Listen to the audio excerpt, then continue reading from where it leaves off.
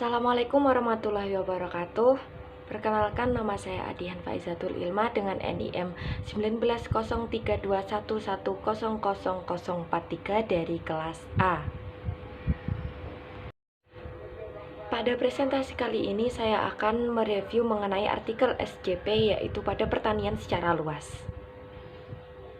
Judul artikel dari saya sendiri yaitu Analisis SJP Structure, Conduct, and Performance Pasar Ojol di Kecamatan Kampar Kiri, Kabupaten Kampar, yang ditulis oleh Widiawati pada tahun 2015. Kemudian dengan jurnal pembanding yaitu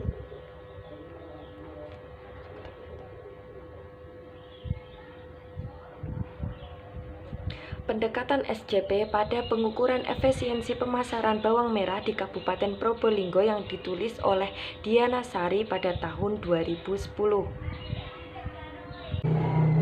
Langsung saja kita ke pendahuluan jurnal yang saya review. Perkebunan karet merupakan sumber mata pencaharian jutaan petani dan buruh tani di berbagai wilayah pedesaan.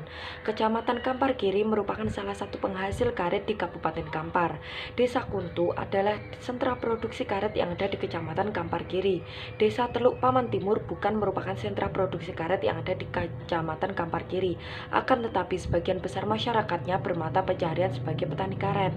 Desa Kuntu dan Desa Teluk Paman Timur merupakan lokasi produksi ojol yang letaknya jauh dari pabrik pengolahan karet. Jarak lokasi produksi dengan pabrik pengolahan karet sangat menentukan saluran struktur perilaku dan penampilan pasar ojol yang terjadi. Permasalahan yang sering dihadapi petani karet adalah sistem pemasaran ojol dianggap masih belum efisien dan pembentukan harganya kurang transparan sebagai akibat lemahnya kelembagaan pemasaran di pedesaan. Kemudian pada jurnal pembanding yaitu peran penting sektor pertanian di Kabupaten Probolinggo juga dapat dilihat dari kemampuannya dalam menyumbang PDRB dan menyerap tenaga kerja. Hasil penelitian Dinas Pertanian Kabupaten Probolinggo tahun 2004, salah satu komoditas yang memiliki kesesuaian antara jenis tanah dan syarat tumbuh tanaman di Kabupaten Probolinggo adalah komoditas bawang merah. Permintaan komoditas bawang merah untuk pasar domestik sampai saat ini belum terpenuhi dengan baik. Permintaan bawang merah yang cukup tinggi dimungkinkan terjadi karena tingkat partisipasi konsumsi yang tinggi pada tahun 96. Angka partisipasi konsumsi mencapai 85,5% dan kebutuhan bawang untuk keperluan konsumsi rumah tangga menunjukkan peningkatan. Tujuan dari penelitian jurnal yang saya review yaitu secara umum, penelitian ini dilakukan dengan tujuan untuk menganalisis dan mengetahui pemasaran ojol yang ada di Kecamatan Kampar Kiri, Kabupaten Kampar. Secara spesifik, bertujuan untuk mengidentifikasi saluran pemasaran, menganalisis struktur pasar, perilaku, dan penampilan pasar ojol di Desa Kuntu dan Desa Teluk Paman Timur.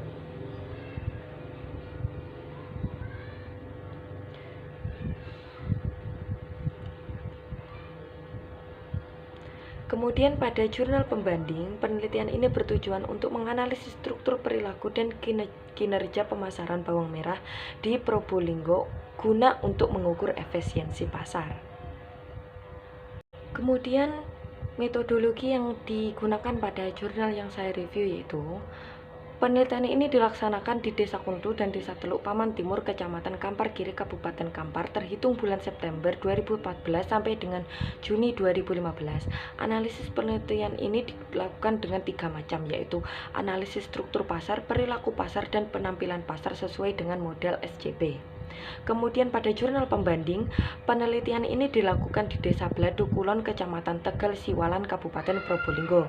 Penentuan lokasi dilakukan secara proportif dengan pertimbangan bahwa di Kecamatan Tegal Siwalan, Desa Bladu Kulon merupakan sentra penghasil bawang merah.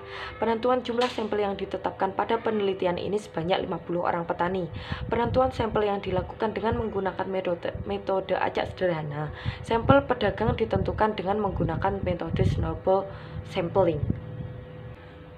Hasil dan pembahasan pada jurnal yang saya review, diketahui bahwa struktur pasar ojol di Kecamatan Kampar Kiri yang diwakili oleh Desa Kuntu dan Desa Teluk Paman Timur berada pada kondisi pasar persaingan tidak sempurna yang menyebabkan posisi tawar petani berada pada kondisi lemah, sehingga petani selalu dalam posisi price taker.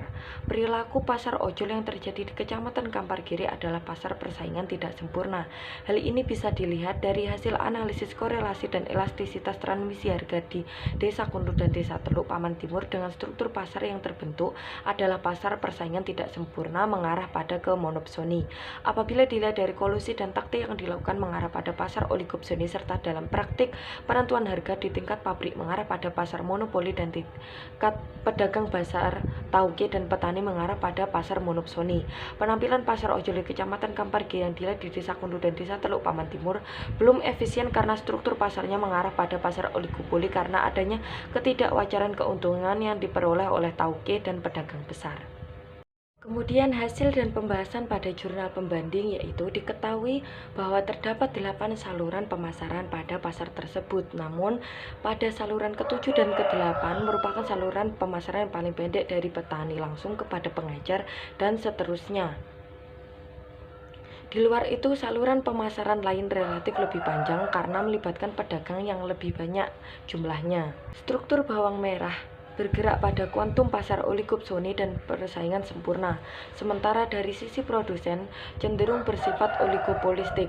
Analisis saluran pemasaran menunjukkan paling tidak terdapat 8 saluran yang dapat digunakan petani untuk memasarkan bawang merah,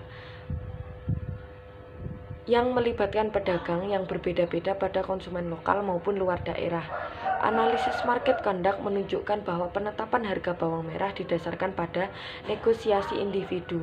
Tidak ada lembaga pemasaran formal yang berperan dalam penetapan maupun kontrol harga, kecuali fasilitas bibit dan peningkatan harga dengan kompensasi pembayaran tidak tunai. Praktis tidak terjadi persaingan yang berarti antar pedagang. Analisis market performance menunjukkan biaya pemasaran margin dan keuntungan antar jenis pedagang dan saluran bervariasi.